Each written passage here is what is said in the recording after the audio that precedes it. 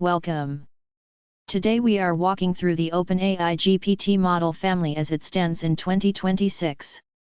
By the end you will know what GPT actually means, how the family grew from a tiny research model into today's flagships, the difference between the standard chat models and the reasoning models, and how to pick the right one for your project without overspending.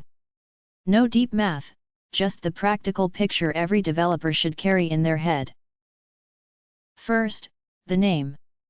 GPT stands for Generative Pre-trained Transformer. Generative means it produces new text one token at a time.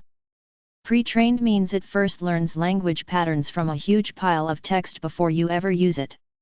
And Transformer is the neural network design, introduced in 2017, that lets the model weigh which earlier words matter most when predicting the next one.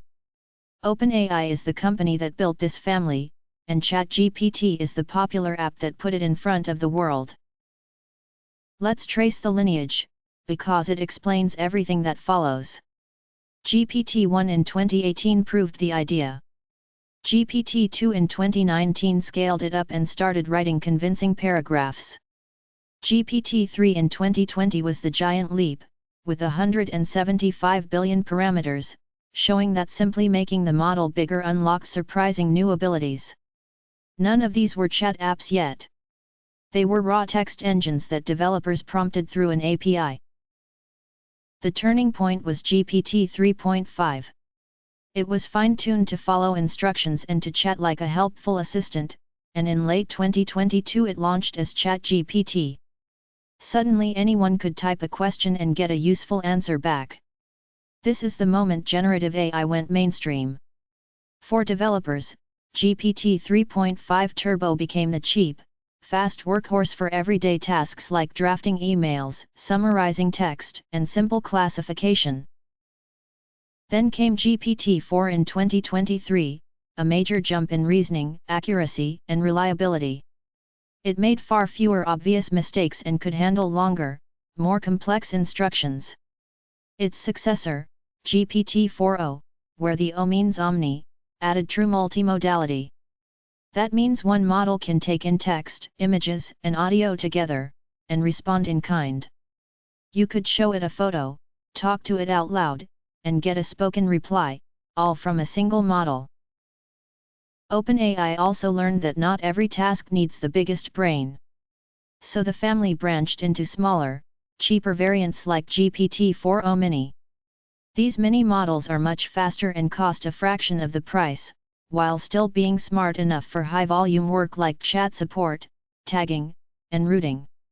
The pattern to remember is simple: a powerful flagship for hard problems, and a lightweight sibling for cheap, everyday volume. In 2025 the family added long context models, such as GPT-4.1, built especially for developers. Long context means the model can read very large inputs at once, in some cases around 1 million tokens, which is roughly several long books of text.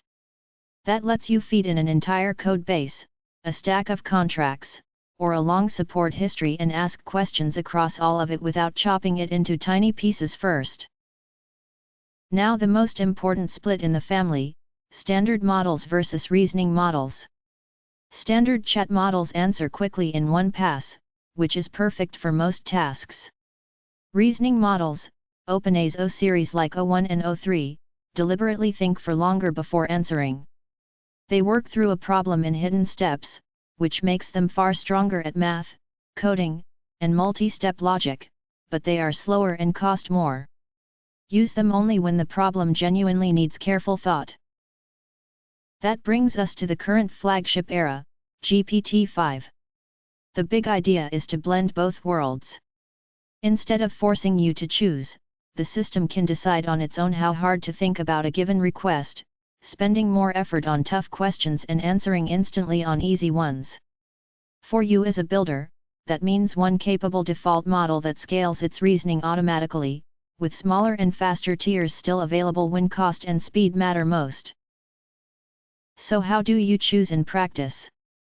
Start with the cheapest mini model and only move up if quality is not good enough.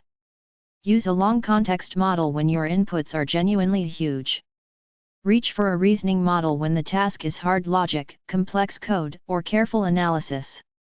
You reach all of these the same way, through the OpenAI API, where you pay per token, meaning per chunk of text in and out. Smarter models cost more per token, so matching the model to the job is how you control your bill. Quick recap. GPT is a generative, pre-trained transformer. The family grew from research models, through GPT 3.5 and ChatGPT, to multimodal GPT-4o, long context GPT 4.1, the Thinking O series, and today's blended GPT-5 flagship. Match the model to the task, default to small, and scale up only when you must. If this made the family clearer, follow for more plain English AI breakdowns, and tell me which model you reach for most. Thanks for watching.